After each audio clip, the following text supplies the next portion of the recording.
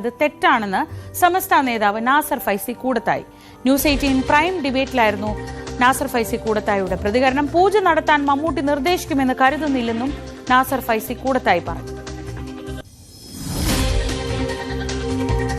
അയാളുടെ അറിവോട് കൂടിയാണെന്നും ഞാനത് പറഞ്ഞിട്ടാണ് മോഹൻലാൽ വഴിപാട് നടത്തിയതെന്നും മമ്മൂട്ടി പറയുന്ന പക്ഷം അത് വിമർശനാത്മകമാണ്, അത് പ്രതിഷേധാർഹമാണ്. മതപരമായ വിധിപ്രകാരം അതിന് പരിഹാരം കാണേണ്ടതാണ്. മമ്മൂട്ടി പറഞ്ഞ് ചെയ്യിപ്പിക്കുകയാണെങ്കിൽ, മമ്മൂട്ടി ഒരു ഇസ്ലാം മത വിശ്വാസിയാണെങ്കിൽ ഇസ്ലാം മതപ്രകാരം അത് തെറ്റാണ്.